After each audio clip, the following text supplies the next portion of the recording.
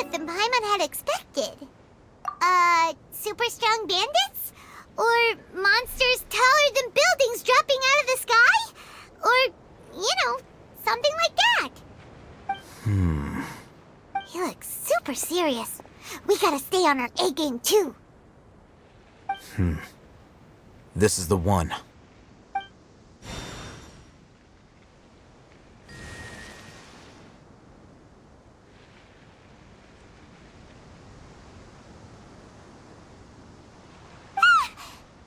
Let's go in and take a look.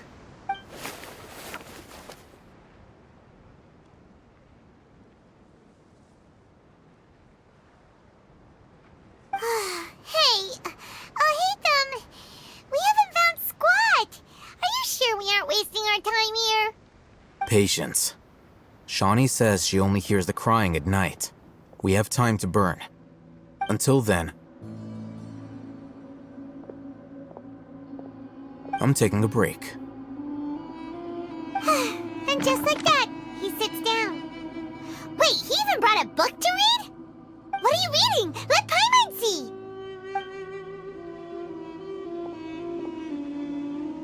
Okay, sure.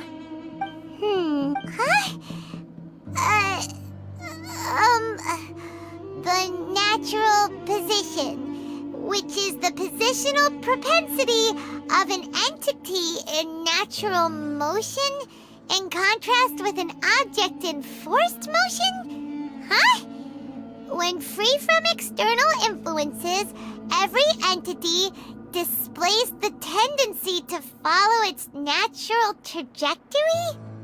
So, you got that? Oh, Paimon gives up! You keep reading your book, see ya! How is he so relaxed? Look at him, reading an impossible book in a creepy place like this. Hey! Paimon's your Tibet travel guide! Paimon knows plenty of useful stuff already! And anyway, is that Paimon's fault that the books people read in Sumeru are so complicated?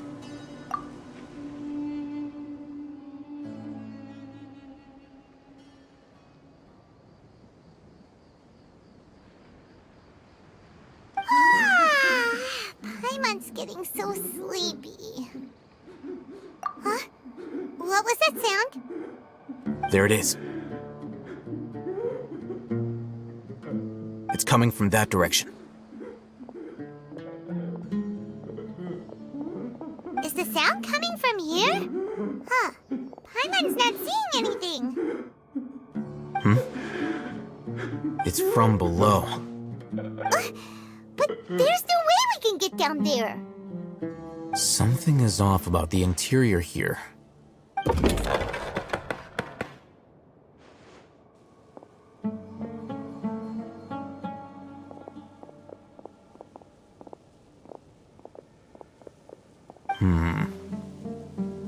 As I thought, there's a hidden structure. Wow. It's like they tucked another hospital into this one. Oh, it looks like there are other mechanisms around here. Let's keep exploring. Huh? Look, there's someone over there. Good idea. Let's approach him slowly without alarming him.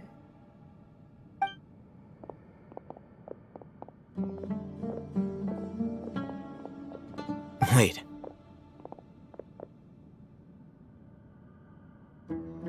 You're...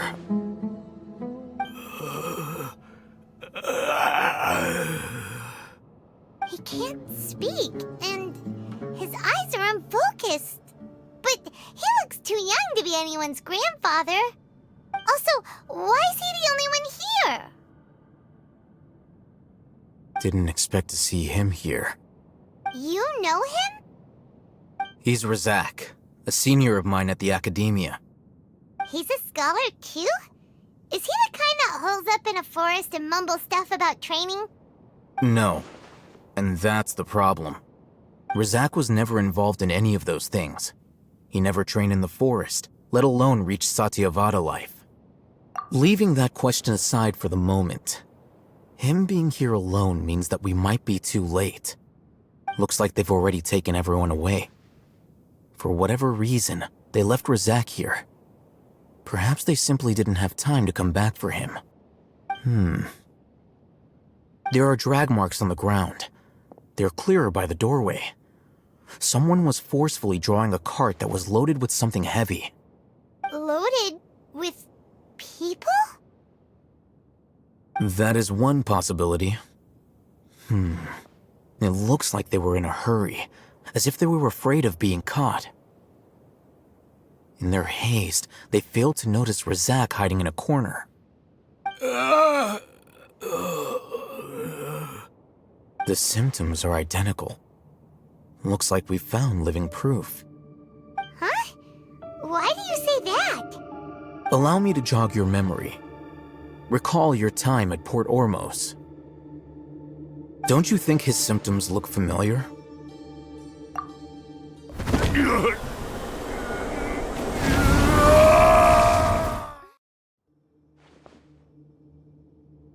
Oh, now that you mention it, they're acting the same way. Correct. The academia is behind all of this. It isn't difficult to deduce their rationale. First, the academia spread a false rumor of King Deshret's resurrection, emphasizing the role of the village keepers, the mad scholars who were exiled to Aru village. These rumors were all the persuasion that the radicals needed, and those based in Aru village leapt into action. Unbeknownst to them, of course, through rounding up the scholars, they were actually helping the academia. As well as being able to exploit the radicals for their own ends, this scheme has one further advantage to the academia. All the risks and responsibilities are offloaded onto King Deshret's followers. Life for the desert dwellers has been brutal ever since King Deshret's death all those years ago. Beneath the surface, feelings of desperation are widespread. Many would give everything they have for the prospect of something better. Anyone looking to exploit that for their own ends simply needs to make a few empty promises. Even if complications arise, people will see that those involved are all followers of King Deshret and look for no further explanation than differences of belief. A deep-seated mistrust of the desert and everyone in it by the rest of Sumeru will make sure of that. The notion of an academia plot wouldn't even cross their minds. It may seem like a simple strategy, but it is able to work wonders under Sumeru's current circumstances. Oh, that makes a lot of sense. It's in line with the village chief's theory, too. But there's still one very important question. Wasn't it the academia that brought the scholars to Aru village in the first place? Why does it want them back now? Throughout this process, one thing has changed. The scholars' identity. First, they were scholars. Then, they became lunatics. After that, they were exiles. And finally, they become missing persons. An exile is still patently a living, breathing human being. But when someone becomes a missing person, that is brought into question. If you can't find someone, you have no way of knowing what exactly happened to them. That makes missing people an ideal resource. Resource? For what exactly? One possibility is that the information in their brains could be extracted into knowledge capsules. Extracted? You mean canned knowledge comes from people's brains? With the technology of the Sumeru Academia, it's entirely possible. Perhaps the process caused them great suffering, which is why they cry out in the dead of night when no one is watching them. So, the human brain... Nope, nah, Hyman doesn't want to think about this. I'm the Academia scribe, after all. I'm familiar with their projects. Anyway, judging by Razak's state, the contents of a divine knowledge capsule were extracted from his mind, but something went wrong in the process. Or perhaps his curiosity got the better of him, and he used such a capsule for himself. Hyman's a little confused. Can they just use anyone's brain?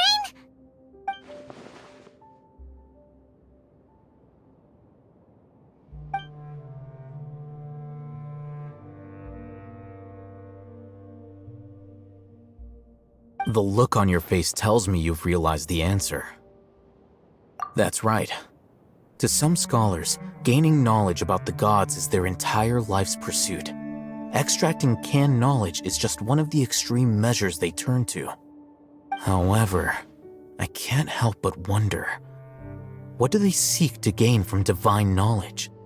The academia is going out of their way to look for forbidden knowledge, but what is their ultimate goal? I've spent quite some time trying to analyze the contents of the divine knowledge capsule, but to no avail. It seems like my way of thinking is too different from theirs. You mean you're not even slightly interested in getting your hands on this forbidden stuff?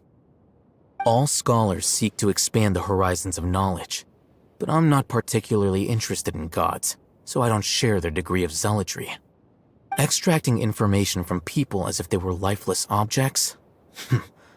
If this is the direction of academic progress, then the academia may as well shut its doors. Sounds like you're really against all this. Of course. The academia's actions run contrary to their rules. Whether it be academics or knowledge, everything has its boundaries. If those lines are crossed, the rules and order that govern everything in the world will be destroyed. This matter needs to be corrected, just like fixing a typo in a book. Wait, didn't you step in to help because you felt sympathy for those poor people? Not to be callous, but no. My criteria are a little more restrictive than that. There is no shortage of suffering in Sumeru, and the same can be said for the rest of Teyvat as well. What do you plan to do about that? Save every last person? Probably not.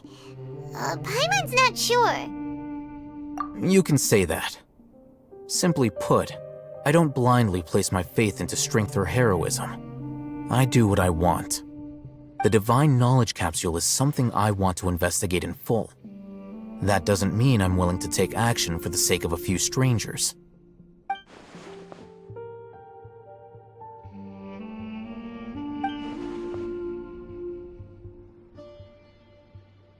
Paimon's been wanting to say this for a while. There are a lot of bad guys in the academia, but you're not one of them. You're their weirdo. You're probably right. Though I must say, I quite enjoy this feeling of being the odd one out. Uniqueness is also an asset, is it not? Wow, that's a great way to think about it. Paimon's really impressed. If only Miss Shani had a similar mindset, her life would definitely be a lot easier. I'm just a more likable person than her in general. There's nothing more to it than that.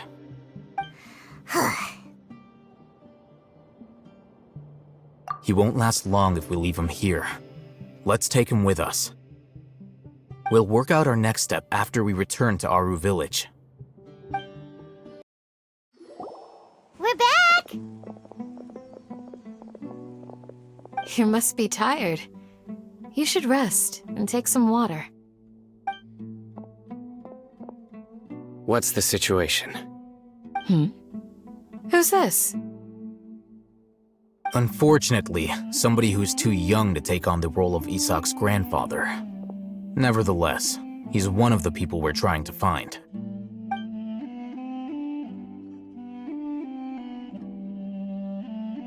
So, at one point in time, the abandoned Elazar Hospital served as the academia's site for extracting divine cant knowledge. Yep, pretty much.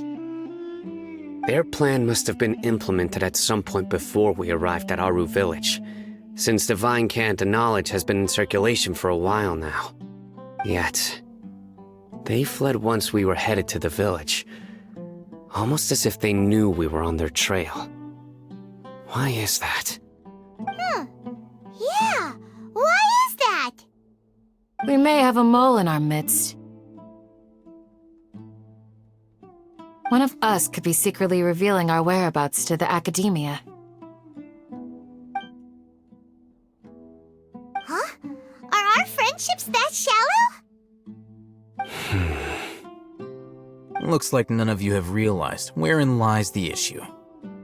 Sino, you're the reason why they can predict our movements.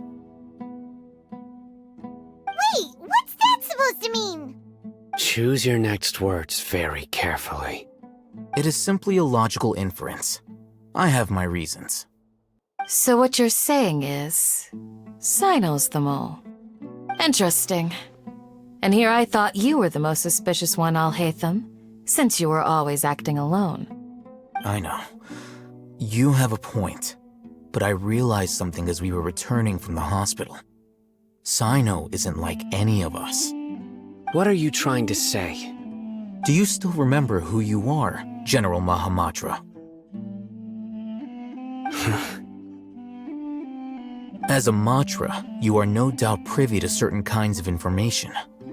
Before you can take action against someone, you are required to have all the facts available, including the less than savory details.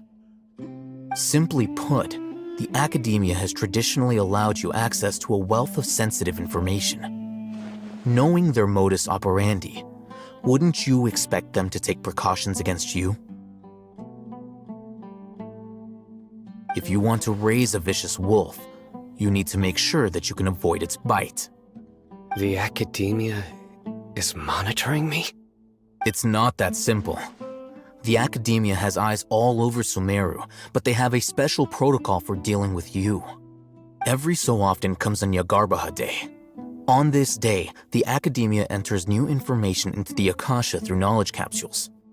I remember seeing a thick notebook next to the control panel once. Its contents were all about the General Mahamatra, his activities throughout the day, preferred methods of enacting judgment, everything. You're saying that the academia entered my information into the Akasha too? But what's the point in doing that? My actions aren't important enough to be added into the Akasha. The Akasha is capable of computation. The Akasha's algorithms are entirely capable of predicting your movements using the data entered. When you would depart, the route you would follow, your destination. It knew all of this. It predicted my every move. The academia has been watching you longer than you think. However, the fact that you resigned is proof that their suspicions were well-founded. So that's how it is. Sino adheres to his principles so strongly that he's actually a thorn in their side. Tenacity of will and steadfast faith are worthless to the academia. They need scholars who are easily pliable and mindlessly go after anything they can profit from. Sino, don't take it to heart. This just proves how much of a trustworthy ally you are. They escaped because of me. Don't blame yourself. It's not like any of us would have known. I have an idea. If they predicted my movements, then I might be able to guess where they went. Whoa, you bounced back fast. There is always an opportunity for safety after danger passes. Oh, so that's how it is! Paimon gets it now! If the academia is trying to avoid Sino, then the safest place would be... Yep, that's right! They'll want to proceed in the direction opposite of where I'm going.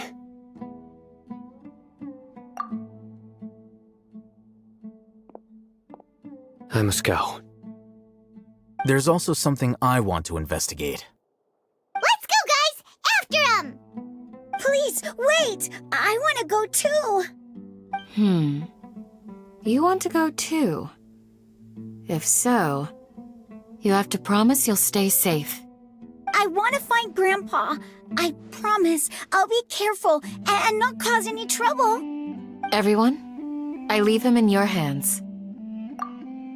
Yay! Let's go! Remember to pack some food with you! Paimon feels like we're missing someone, though.